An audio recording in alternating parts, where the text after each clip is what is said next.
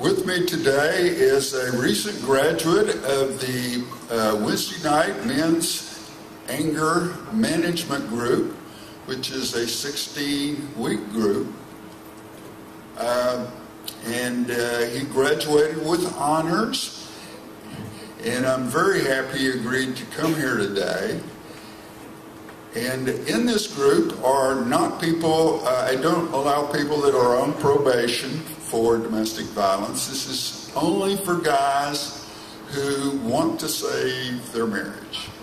And so I'm going to ask Mitch to tell us how he was able to stop it and go 4 months without expressing any anger to any person in any way, no matter what. No matter what.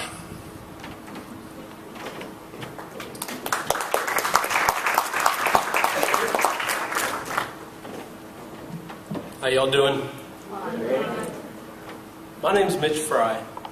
About 5 months ago, my wife came to me and said that if things didn't change in our marriage, she was gone. We'd been married going on 5 years. A lot of arguing in the last year and a half, 2 years. We just made a move from Ohio.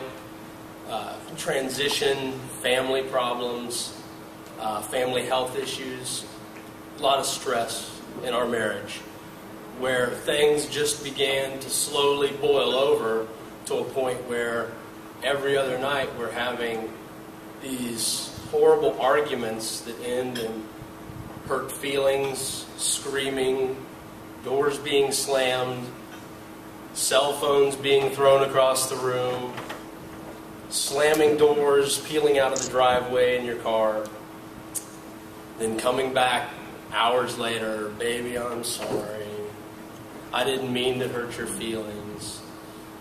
And slowly, our relationship began to deteriorate to the point where she came to me and said, it's basically over unless you do something about yourself. I never think that I'm wrong. I'm stubborn. I love to get my way, and I'm going to get my way regardless. Those traits help me in my job.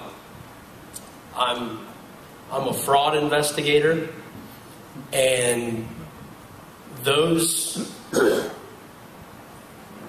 traits allowed me to do my job better than most people that do my job. However, those traits made me a horrible, horrible husband. And like most men, I assume, I went to Newton kicking and screaming. This ain't my problem.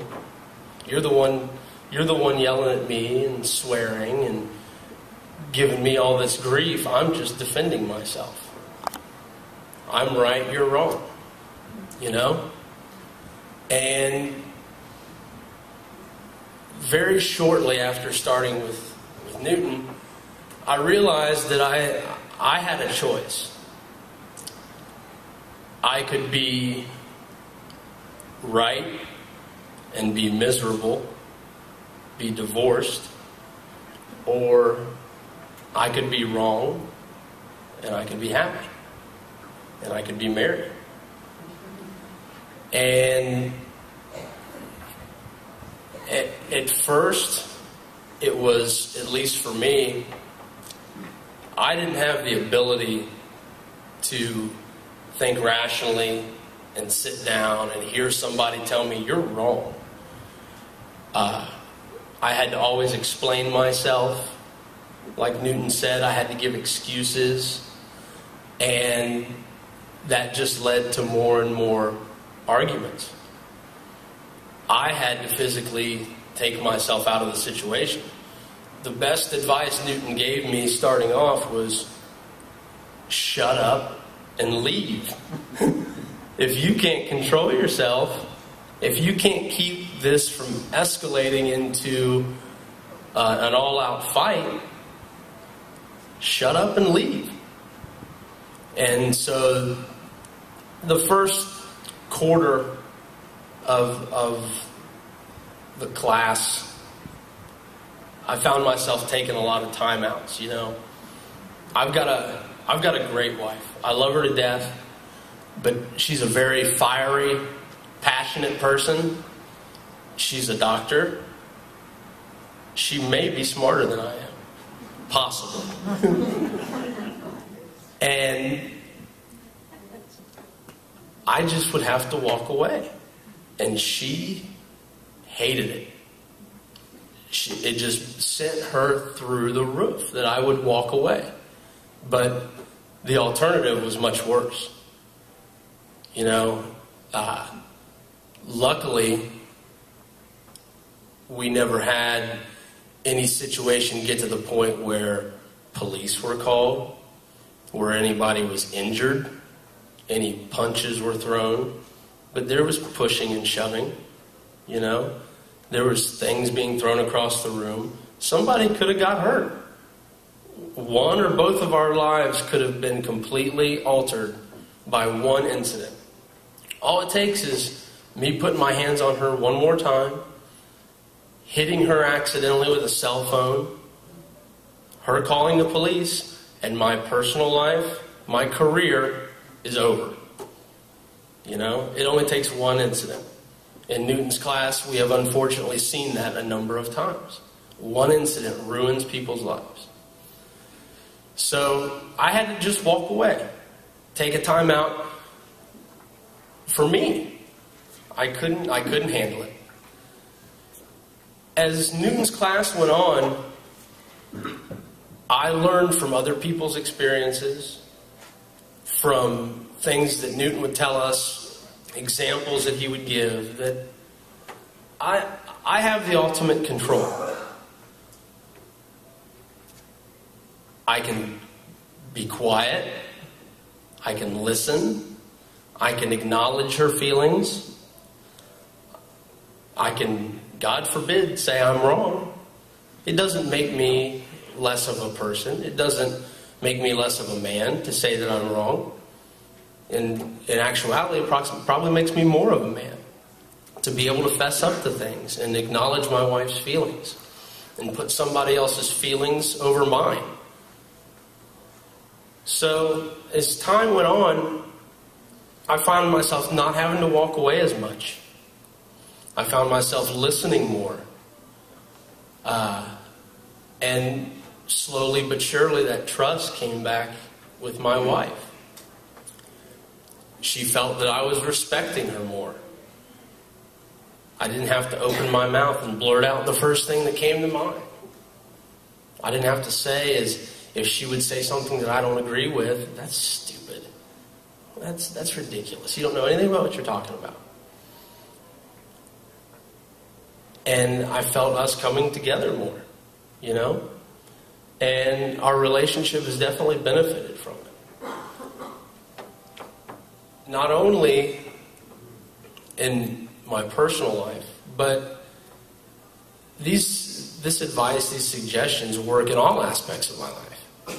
I said earlier that being stubborn and thinking I'm right all the time helped me in my job, and they did, and they continue to. But I've also found myself listening more, and by listening more, I've also improved myself in my job.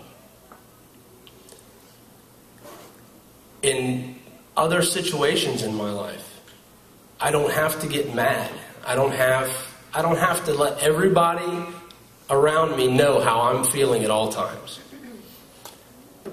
Newton has gotten a kick out of the last 2 months. I've had an ongoing battle with AT&T, a company that I don't even have any affiliation with whatsoever, has chosen to come on my property, cut my internet line, dig up my sprinkler system, and basically torture me and cost me money. I didn't ask for any of this. It was basically criminal what they did to me. And there was a time where I would have found the nearest AT&T store and went in there ranting and raving. They'd have probably had to call the police to get me out of there. But with the most recent event, digging up my sprinkler line, I told Newton, I said, you know what I did? I didn't do anything. I didn't call anybody. I didn't rant and rave about it. I just paid the money to the sprinkler guy to come out and fix it on my own and sucked it up and dealt with it. I didn't have to scream about it. And those pieces of advice have helped me out immensely.